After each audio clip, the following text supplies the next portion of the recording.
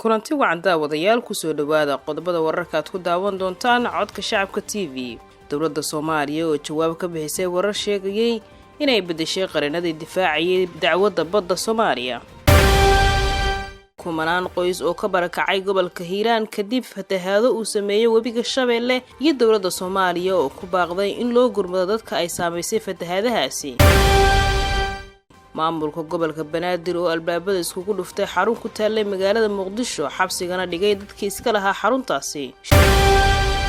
shir xasaasi ah oo lagu qabtay magaalada Dhuusamareeb ee Galmudug. madaxweynaha Puntland oo magacaabay mas'uuliyiin cusub. baarlamaanka Itoobiya oo maanta ka shiraya colaadda ka dhex aloosan qowmiyadda Soomaalida iyo Cafarta. wararka dibaddana waxaa ka mid ah ra'iisul wasaaraha Israa'iil oo ku guuldareystay in uu soo dhiso dawlad wadaag ah.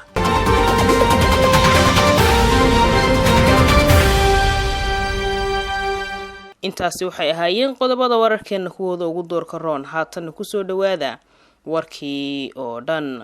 iyadoo muddooyinkii dambe warbaahinta qaar iyo mucaaradka dawladda ay baahinayeen warar ku saabsan in dowladda Soomaaliya ay ceyrisay qaranadii difaaciyay Soomaaliya ee gacanta ku hayay kiiska badda, ayaa waxaa dowladda ay ka soo saartay jawaab ku aadan arrintaasi. safiirka Soomaaliya ee Midowga Yurub Danjire Cali Siciid Faqi oo ka hadlay arrintaasi ayaa sheegay inaysan jirin looyaro la eriyay isla markaasina looyarada hadda gacanta ku hayay kiiska badda Soomaaliya ay yihiin kuwii lagu bilaabay. inta badan dadkii ka hadlayay arrinta looyarada la ceyriyay ayaa ku hadal qabsanayay gabar Soomaaliyeed oo lagu magacaabo Muna Sharman, taas oo ka mid ahayd qareennada Soomaaliya oo lagu bilaabay difaaca kiiska badda Soomaaliya, taas oo ay sheegayeen inay ceyrisay dowladda federaalka ee Soomaaliya. Danjire Cali Siciid Faqi oo ka jawaabay arrinta gabadhaasi iyo looyarada kale ayaa yiri: Muna Sharman waa gabar Soomaaliyeed. kiiska maalintii uu soo bilowday ilaa goordhow ayay ku jirtay muddo laga joogo 4 bilood ayay la soo xiriirtay madaxweynaha, waxayna ku tiri waan ka cudur daaranayaa sii wadida kiiskan, waxaan shaqo ka helay baanka adduunka, sidaas ayaana lagu fasaxay. marka Muna waxay naga istaahishaa in loo abaalgudo, in laga faafiyo waa la ceyriyayna ceeb ayay nagu tahay. maruu ka hadlayay looyarada kale ayuu yiri Danjire Faqi: tan la leeyahay looyarada cusub ay dowladdu qoratay waa been, waa kuwii maalintii ugu horeysay ee sanadkii 2014 aan kiiska u qornay, waana kuwii soo qoray dacwadda. waxa dhimanna waa dhageysiga oo kaliya, wax dambe oo la qorayo ma jiraan. fadhigii ugu dambeeyay ee maxkamadda ayaa looga dhawaaqay. marka ummadda Soomaaliyeed waxaan leeyahay arrinta maxkamadda ee la siyaasadeynayo yiisan idin niyad jabin, go'aanka oo kaliya ayaa noo dhiman, kaas oo lagu dhawaaqi doono 8 ilaa 12 Juun ee sanadka soo socda ee 2020. dowladda federaalka ee Soomaaliya ayaa war culus ka soo saartay barakac ka bilowday gobolka Hiiraan iyo fatahaadaha uu sameeyay webiga Shabeelle. war qoraal oo ku qorna luqadda Ingiriiska oo ka soo baxay wasaaradda gargaarka iyo maareynta masiibooyinka ayaa lagu sheegay in dad badan oo gaaraya 1200 oo qof ay iskood uga barakaceen gobolka Hiiraan cabsi ay ka qabeen fatahaada webiga Shabeelle. sidoo kale wasaaradda ayaa sheegtay in ay ka walaacsan tahay saameynta xoogan ee ka dhalan karta fatahaada webiga Shabeelle iyo Jubba oo weli aanan istaagin.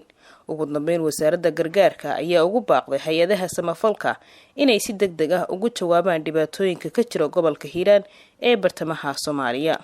maamulka gobolka Banaadir ayaa albaabada isugu dhuftay xarun la sheegay in lagu sameyn jiray dukumeentiyada been abuurka ah, taas oo ku taalay isgoyska kilomitir 4 ee magaalada Muqdisho. maamulka gobolka Banaadir ayaa sidoo kale sheegay in xabsiga ay u taxaabeen dadkii ka shaqeynaya xaruntaasi, inkastoo aan la shaacin tirada dadka ay ku qabteen falgalkaasi.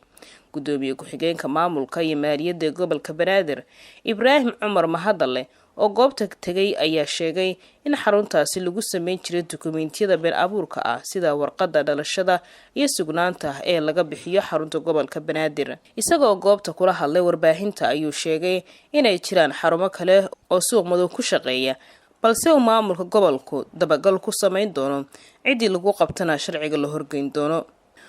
wararka naga soo gaaraya gobolka Galgaduud ayaa sheegaya in xalay kulan gaar ah uu dhex maray wasiirka arrimaha gudaha Soomaaliya iyo hoggaanka ahlu suna wal jamaaca uu ka dhacay degmada Dhuusamareeb ee gobolkaasi.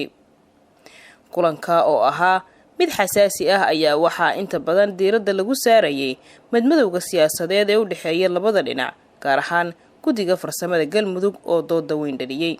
sidoo kale shirka oo qaatay saacado badan ayaa lagu soo hadal qaaday sidii looga qancin lahaa garabka ahlu suna tabashada ay ka qabaan dhismaha guddigaasi cusub. wararka ayaa sheegaya inaan la gaarin wax xal ah, isla markaana uu shirku uu ku soo dhamaaday isfaham waa sida aan xogta ku helnay.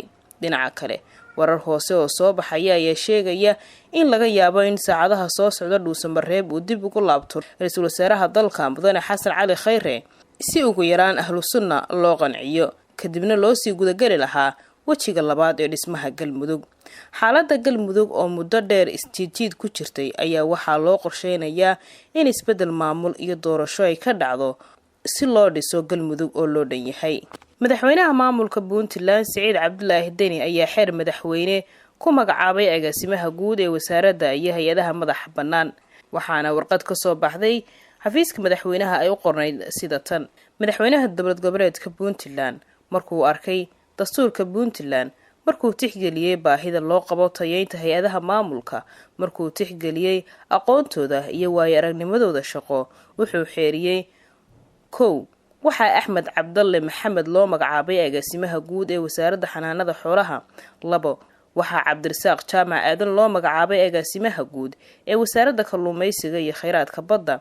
3. waxaa Sharmaake Xasan Cali loo magacaabay agaasimaha guud ee wasaaradda qorsheynta, xiriirka caalamiga ah iyo horumarinta dhaqaalaha. 4.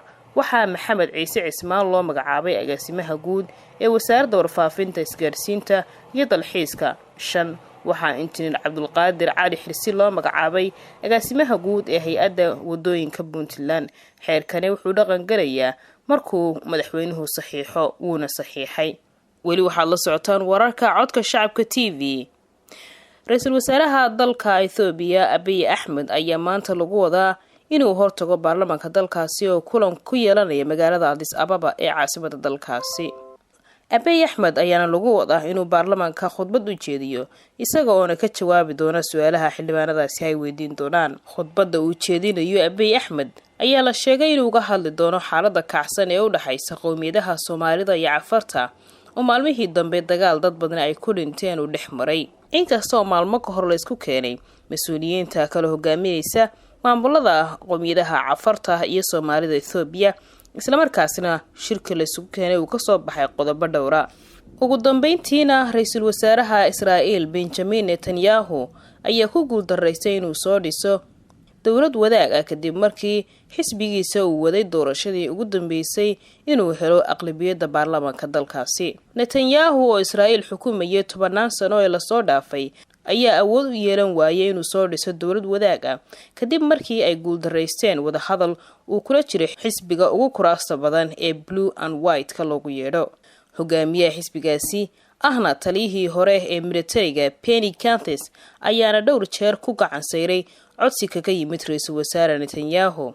madaxweynaha Israa'iil ayaana sheegay in muddo 28 maalin ah uu qabto Mr. Canthis si uu Canthis u aqbalo wada xaajoodka. guuldarrada ra'iisul wasaaraha ugu waqtiga dheer Israa'iil ee Benjamin Netanyahu ayaana loo aaneynayaa fadeexado musuqmaasuq ah oo waayihii dambe hareeyay. guud ahaan wararkeed kala socoteen codka shacabka TV waa naga intaasi. nabadgelyo.